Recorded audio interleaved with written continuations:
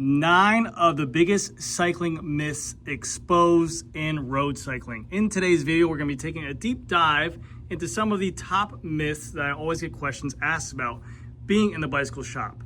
So hopefully you guys enjoy the video. I did a video last week talking about the top 7 mistakes that every road cyclist makes, and the video did pretty well. So these are some common myths that people seem to get wrong. Hopefully you guys enjoy the video. Candle, Super 6, Evo, Lab 71. Not really Lab 71, but it is a high mod. Weird. First myth on the list is tubeless tires. You go tubeless, you never get flats. That is absolutely incorrect. Now, there are scenarios where some consumer would go tubeless in that situation, and they might have really good luck with not getting a flat for a very long time. By this standard, they would think tubeless is the best. But majority of the times, whatever's going to cause a flat tire in a tubed version would probably cause a flat tire in a tubeless version. Tubeless tires are what they say is a more efficient way. They have sealant inside there, which will then go ahead and clog up the hole. But at these very high pressures and these very small volume of channels in these road tires, by the time that sealant actually seals, you pretty much have to get off the bike, refill with a CO2 anyways, or if not, undo the tire and put a tube in or patch it. So you're getting off the bike anyways. So it's not really saving time. There are certain situations where tubeless does its job. It gets you just enough PSI where you can ride home and not have to do it. But majority of the rides that I've been on where sealant fluid has sprayed everywhere, all over road cyclists, usually they have to get off the bike and add some air to the situation anyways. I'm a big advocate for tubed tires on the road. I think that clincher tires have come a long way. The technology in the new tires, the technology in the new rims, and TPU tubes are fantastic. You can get the exact same performance you can get out of a tubeless tire. They will say that tubeless tires are the most efficient and aerodynamic tires for racing because of the fact that the tire can deform better, match the rim profile a little bit better because there's nothing solid inside there. But that's crazy marginal gains. So I'm not a big fan of tubeless. It's a mess. I know how to change a flat tire big. You don't need to go tubeless. And like I said, there's been times where I haven't had a flat for 3 years, and there's a time where I've gotten 3 flats in a week. Flat tires are a thing of cycling. It happens. So tubeless tires never get flat. Myth busted. They do go flat. Myth number 2 being exposed here today. The more expensive the gear, the faster you are. I work in a bicycle shop, and I wish this myth wasn't true, or it was true, whatever it is to be against it. But there have been plenty of tests. I've done some tests. Real people have done some tests. Scientists have done some tests. And I'm a prime example for this. I have access to a bicycle store that we own, or that I own, me and my brother. I have the best gear out there. I have a $400 Aero helmet. I have $700 road cycling shoes, limited edition Remco shoes. I have S-Work bikes. I have really nice high-end China bikes. I have crazy ceramic bearings and ceramic OSPWs and ceramic bottom brackets. But on any given Sunday, there's a kid, a guy who doesn't care about the sport as much, doesn't want to put a lot of money in there. He has a $2,000 road bike, and he will mop the floor with me because he trains harder and he puts in more miles than me. Now, marginalized, top tier, pro versus pro, both FTP, 450 watts, whatever the case might be. Would that gear give you an advantage over a pro that doesn't have the exact same gear? Yes, but we're not talking about marginally, but we're not talking about the top tier pros. We're talking about everyday Fred cycling gear out there. If you want to get faster on the bike, you want to compete on those everyday Sunday rides, you want to maybe go for a crit race here or there, you want to get faster than your buddy or increase your FTP, time in the saddle, time on the bike, and just a regular schmegular road bicycle or gravel bicycle will do the job and be sufficient enough. That is all. You do not need an S-Works brand bicycle. It's not going to increase your FTP by 100 watts. It's not going to magically give you a KOM on Strava. You can literally get a Specialized Allay for $1,200, and then you can go ahead and outwork the guy on the S-Works bike if you train hard enough and if you diet properly and take the sport seriously. Myth number 2, exposed. Myth number 3 being exposed, and I get this question asked so much because I do deal with people just getting into the sport for the first time. Clipless pedals are more dangerous. No, this is not the case.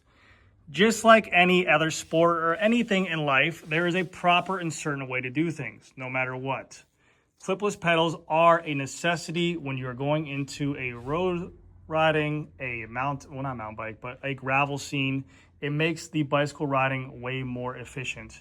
You have proper foot placement, you have better power transfer, and it is also much lighter. Sometimes people will substitute clipless pedals and put on those atrocious looking flat pedals with the cages, which in my opinion are 10 times, 100 times more dangerous than what this is. Is it something new that you will have to go ahead and get over and learn how to use? Yes. Does that make it dangerous? No. You might take a spill on the bike because of the fact that you weren't remembering what you taught. You might get overwhelmed when riding or starting and stopping when coming to stoplights or streetlights. But if you concentrate and you pay attention, clipping in and out becomes second nature, and it is a must for road cycling. I always have the customers who come in here and do not want to do it. They are way more scared of the idea of clipping in and out than actually what it is. I tell people all the time, when you're going to clip in and out and you come to a stoplight, take whatever foot you clip in and out with, which would be my right, take a big wide step out and treat this leg like a kickstand. That is it. Your other left leg will stay clipped in. That way when you come back and you want to start back up, it's already clipped in. Relax your foot, put it in just like a ski boot and go. But no, clipless pedals are not scary. They're very easy to ride. And once you do it a couple times, it becomes second nature. And just to prove a point, these are my brothers. Smelly, stinky ass, Specialized S-Works Vent 2s that are completely destroyed. He needs to buy a new pair of shoes, but whatever. I'm currently clipped in. Let's go ahead and give us a little push off. And just like anything in life, now we're clipped in with this one. And we're good to go. We come to this. Oh gosh, here we go. All clipping in and out is all about momentum. What will happen is that people will get scared while riding and they'll have no speed, and then they'll start to get scared and they'll tip right over. Rest your foot on top of that pedal. Oh geez, I almost crashed. Rest your foot on top of that pedal. Get a couple more rotations in, get more momentum, and you're good to go. Wow, that was dangerous. The next myth on the list is carbon fiber bikes are fragile. This is completely BS. It's completely wrong. Carbon fiber bikes today, in today's day and age, shit, even 10 years ago, sorry for the cussing, even 10 years ago, they're extremely strong. Carbon fiber is an incredible material, crazy lightweight, but when built up with the right structural integrity, the bicycle performs amazing. I have hit a ton of potholes. I have done a ton of bunny hops. I weigh at my heaviest 220 pounds. Not only just the carbon fiber frames, but the carbon fiber rims. Everyone still to this day, more of the older scene, I would say, like my customers in the 40 to 60 years of age, always are concerned, and in the mountain bike category, that carbon fiber is so brittle that it will break within the first root hit, bad jump, a case, whatever the case might be. Carbon fiber is just very, very structurally strong. Now, in the same sentence though, if you were to go ahead and have a massive impact hit it incorrectly, or you dropped it into a street sign or ran into a street sign, obviously they can break a little bit easier than aluminum. But I've seen aluminum bikes take a massive dent just from the same thing where someone was holding their bike and they dropped it and it hit the curb of the street and it put a dent in it so much that it caused it to be not workable anymore. The bicycle failed and you could not ride it anymore because it was so soft after that. That was the case.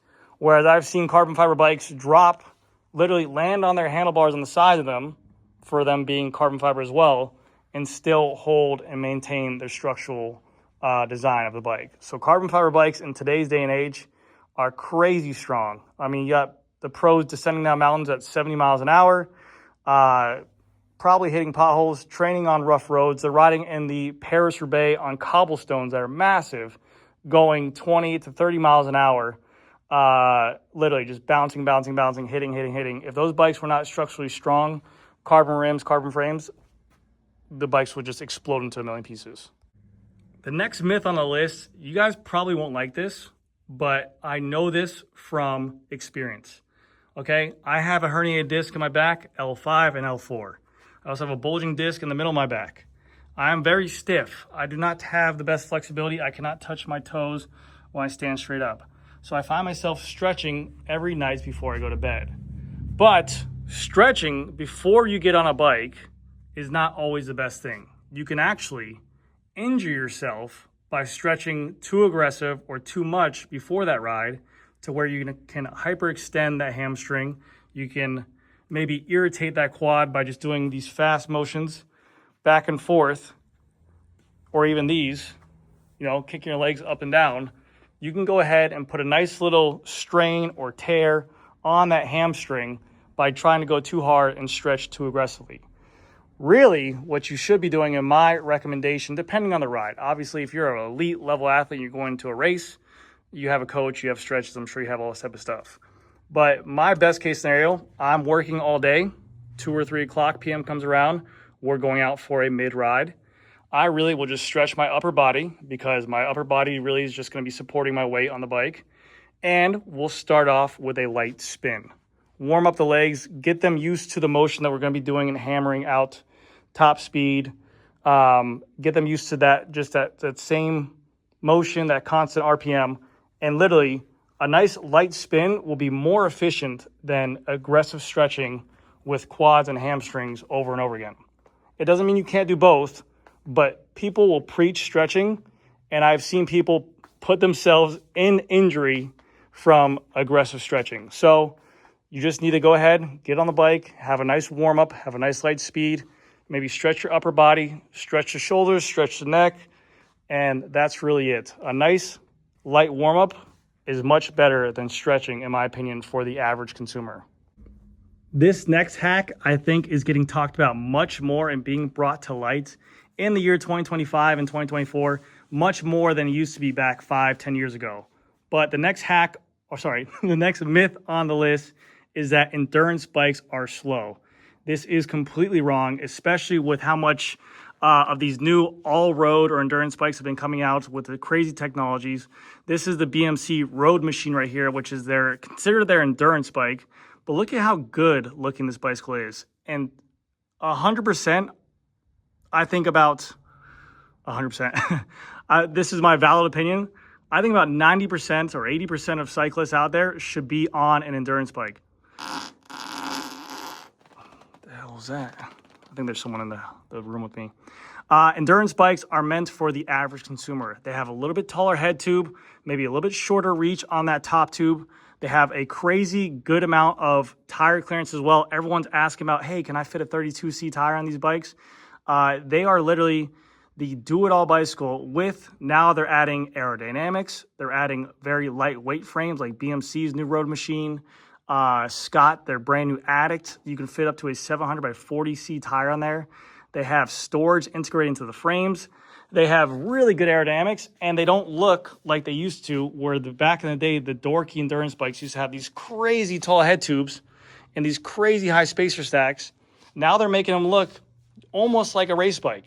But honestly, endurance bikes, they're the exact same carbon fiber layup as what the race bikes will be using. They have the exact same wheels as what the race bikes will be using. And literally, you just have way more capability and a way more fun bike. And now even you have all these YouTubers and other channels out there and even other experts saying that a taller head tube stack and taller spacers are a better aerodynamic position because you're able to hold and maintain that aerodynamic position for longer instead of having this crazy stress with a massive seat height to handlebar drop ratio that a lot of us can't hold.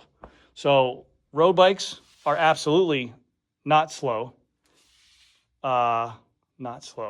And I really do think that more endurance bikes, I think you're going to start seeing an influx of endurance aero bikes out there, like full-on massive deep tube aero road bikes with really tall head tubes on there to go ahead and get more of these customers who maybe don't have the flexibility to get on their crazy race bikes like they want to, but they'll at least get the same technology, the same aerodynamics, and the same look of an aero bike, but with that endurance geometry. So I'm looking forward to seeing what the 2026 and 2027 bicycle years bring up soon. The next myth on the list, this is kind of a goof, a gag, would you call it? You have to shave your legs to be a cyclist. And I am living proof that this is not true. Really, I've just been lazy because I don't want to go in the shower because my wife yells at me when I shave my legs in the shower because I guess it clogs the drain. So she forces me to go outside like a dog and shave out there, even though I pay the mortgage and pay all the bills. But it's great, it's great banter. We have a lot of laughs back and forth. But realistically, shaving the legs was more of just the culture of the sport. Also for the pros, after they got off the bicycle, when they were going to get their massages done, the aggressive massaging for their legs to break down the lactic acid, the hair would, the masseuse would pull on the hairs and it'd be irritating. Whereas if you have the shaved legs, that would definitely not be the issue there as well. Also to help with cycling and crashes at that pro top tier level. If you don't have leg hair, it's not going to irritate as much and you can definitely bandage it and take care of it better.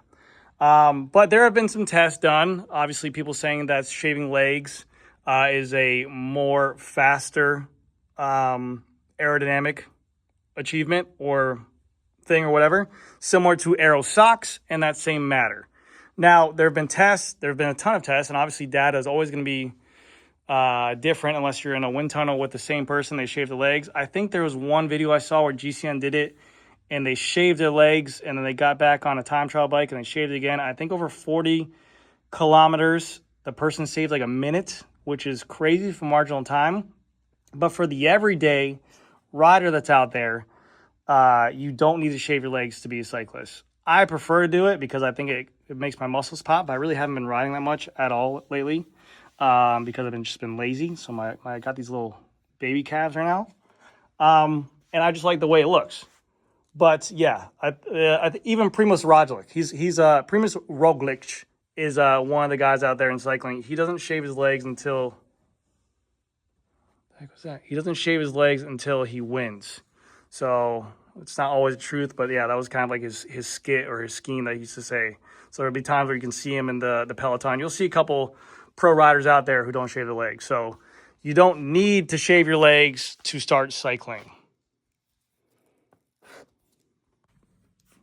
The next myth we have on the list, and I get asked this question so much in the bicycle store. Again, like you said, we have the YouTube space, and then we have the realistic bicycle shop world where people come into the store. They can ask their questions without judgment, and I get this question asked so much, especially when it first came out, that electronic gears make you faster.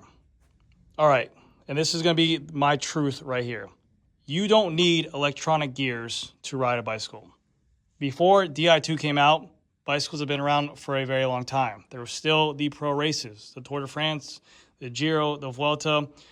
Lance Armstrong, a great point, was riding all these races and dominating and still crushing speeds that we will never achieve with normal mechanical shifting. There is no advantage in terms of gaining speed with electronical gears. Now, can it make it more efficient when shifting uphill? Yes. Does it make it more efficient when your gears being in line back there? Yes. You don't have to worry about cable stretch. You don't have to worry about longevity of corrosion to that cable and housing. You don't have to worry about cables fraying or breaking. It's all a Di2 wire, and it all does that. But it does not make you faster by any means. And this goes into the entire thing with even tiers of group sets, from Dura-Race to 105, or from SRAM Red to Rival, or from Dura-Race to Sora. Like I said before, it doesn't really matter the gear. As long as you're putting in miles on something, you will get faster on there by any means. The real elitists, the hardcore riders or pro riders will always have the top tier stuff because it's name brand and they want to show people that they really care. But a lot of, if you look around at what the bike shop employees ride or the store owners ride, whatever the case might be, a lot of the mechanics are always rocking the mid-tier groups for that main reason of it saves money and it does everything the top tier stuff does. So a mechanical 105 12 speed right now is phenomenal. If your frame can accept that, it can work for sure. Do I recommend electronic group sets? 100%, because I just think that it is one of those things you don't know you need it until you actually ride on it. Once you ride on it, you're never going back. But when electronic gearing first came out, I had mechanical Ultegra 11-speed. I was a mechanic. I knew how to adjust my gears perfectly.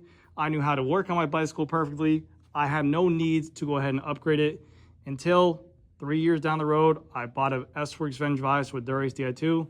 And all those times I was naysaying and saying, I'll never go to electronic. It's so stupid. Everything works perfectly. A nice mechanical gearing Ultegra will shift clean and crisp every single time. But as soon as I got that Dura-Ace Di2 and I felt it shift, I was like, that's it, I'm sold. But by no means did it make me 50 watts faster. By no means did it make me the KOM on a Strava. By no means did it make me the fastest rider in my friends group. Again, like I said, put in miles on the bike, ride, take the sport seriously, diet, get good sleep, and you will see gains on all your power. This is the last and final myth that I'm sure is going to piss off a lot of people. But myth number 9, rim brakes are better than disc brakes. All right? And this is by far the biggest myth out there. There is a reason why now every single road bike out there that comes out and releases is now a disc brake bike, and that is because it is a much more efficient braking system. This is left in the past. It is very bulky. It's outdated. If you ever try to stop with a carbon fiber rim, with a carbon fiber brake track, in the rain, you will know that they do not brake that well, and they didn't have as much stopping power that you needed. And in the rain, it just felt dangerous. Now, also with frame designs, with a hydraulic hose where it's just a fluid inside of here, you can jam these cables well into a fork, have the crazy sharpest bends to go into the cables, around the steer, around the handlebar, and get to where you need to go. And that way, these companies can make the latest and greatest aero bikes that we all know and love, because if we all remember the Vengevise, that was an absolute nightmare having to run those bikes with mechanical rim brakes, because as soon as you get a kink in this housing, or as soon as you get a kink in this cable, the braking would feel smudgy. You would squeeze a brake and it wouldn't release right, and it would be absolutely horrible. I know there's going to be the purists, the elitists out there that are still riding the rim brakes, and they have no will or want to go to disc brakes. But again, it's kind of one of those things, like I said, with electronic shifting, that as soon as you get onto it, you will never go back. It just is much more superior of a braking power.